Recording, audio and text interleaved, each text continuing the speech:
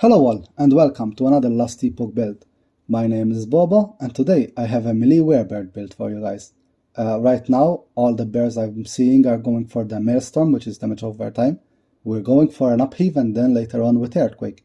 We will deal a lot of damage, we will crit all the time, and we will leech a lot of health back. We'll be super tanky, we will run around with Rampage, and it's gonna be really fun. Let's get into it. Alright, so until we get our Werebear form, we're still low level. The Primalist is pretty weak, so a quick tip for you guys is just level up Swipe or Tempest Strike. It doesn't matter how you spec it, it doesn't matter what you do with it, just add as much damage as you can, get a two-hander, give it melee damage. You will have a picture of a nice two-hander which you can use to get an idea of what you want. Grab your armor, add any health shard you will get, because health shards are really cheap, and just have your body with some health on it until we reach Werebear form. That's when things start to change. Alright, so now we've reached Werebear form. We've went through the Primalist. For Primalist, go in Natural Attunement. We got the resistances here. We don't care that much about attunement, but the resistances are always nice. 1 point in Strength, 1 point in Hunter's Resolve, and get Survival of the Pack first. This will make us that our melee damage will be leeched as health, and we will get more melee damage, so we will start healing. And then fill up your remaining Hunter's Restoration. Is it super important that you do Survival of the Pack first? No, but it's kinda better. Alright, we got our Werebear form. This is how you want to start your Druid bear. Your Druid build, your points, start putting them like this. 5 points in Endurance, 5 points in increased damage, and Elemental Penetration. This will help us with Earthquake and with the Elemental Upheave. 7 points in Attunement and Strength, it's really good for us. 3 points in Focus Threat, so we decay less rage and we deal a little bit more damage. 1 point in Rancor, so when we're not attacking, the rage doesn't decay.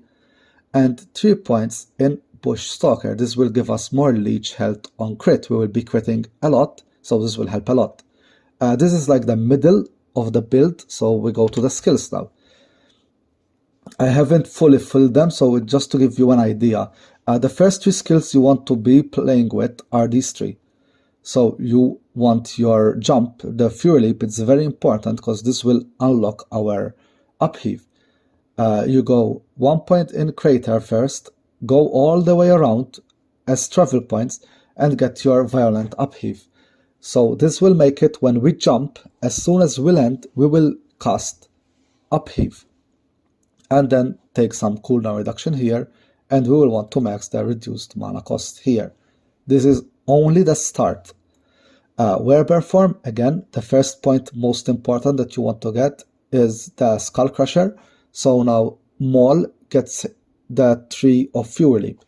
So since FuryLeap, when we jump, it will cast Upheave. Now Maul will start casting Upheave.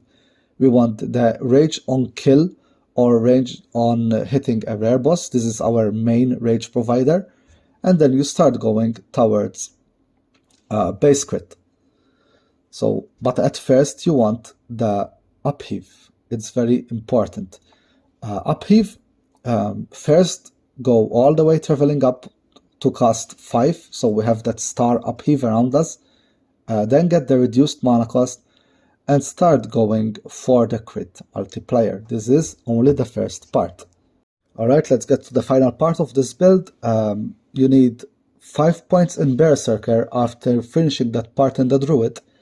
Then you want to go into BeastMaster. This is the build you want from BeastMaster.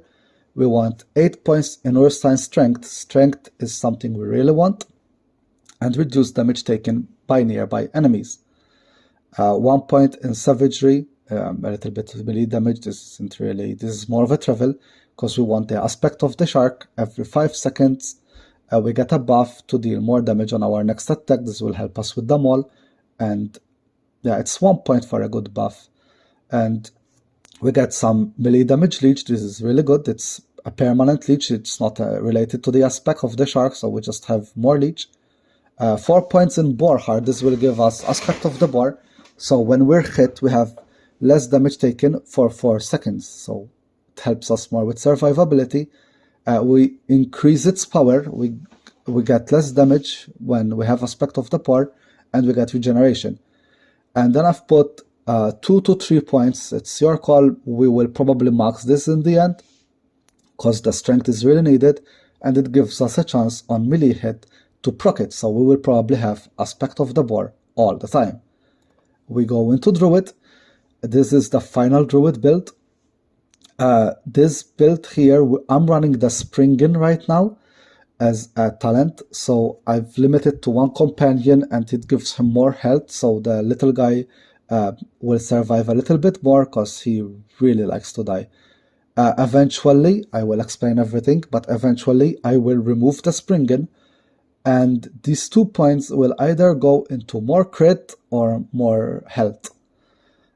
Anyway, we were up to 3 points in here, so add 2 more, 5 points in here for more crit, 10 points in aspect of might for the strength. Strength is really great, and now our melee we get increased melee damage per strength. As I said, 1 point here, 1 point here to help our companion survive a little bit. 8 points in Rageborn, so we get a rage on crit. We will crit all the time, so we have a lot of rage. And 2 points in Hideskin. A side note here, and this is very important, when we hit level 76, we can use Earthquake. So we want to unlock Earthquake on our build. What we can do here is unlock Earthquake. Is it cheating? Is it not cheating? It's been in the game forever and they still haven't changed it, so I'll let you decide what you want to do. But spend 15 points in Shaman here, unlock Earthquake, then you can refund your points, because these 15 points are way better spent in Druid for the Rageborn, so you get it quickly, than in Shaman, and you will still have Earthquake as your skills. As long as you've put Earthquake up here, it's there to stay. So I'll let you guys decide, but that's how I've done it. We will see. So the talents now changed because we don't want upheave anymore, and this is the final build. We want swipe, force swipe, which is bugged. You can't get Stormclaws. It's bugged, it doesn't work. It doesn't get damage from lightning damage. So I was thinking of getting elemental damage for myself, but that doesn't work, so I'm just going for fire damage for Earthquake. I will have a list of stats needed for this build.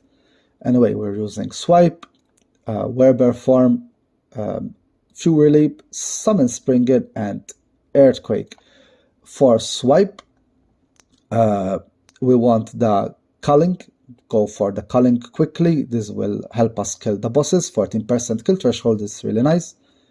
And then I went Aspect of the Panther, so we have more increased global damage, maximum Panther stacks, global melee damage per stack. We get a little bit more global damage, attack speed, Aspect of the Panther duration, increased health regeneration, and global crit multiplier per stack. So we have a lot more crit multiplier. It's double when we're dual wielding, which we are, so that's 25% increased crit multiplier.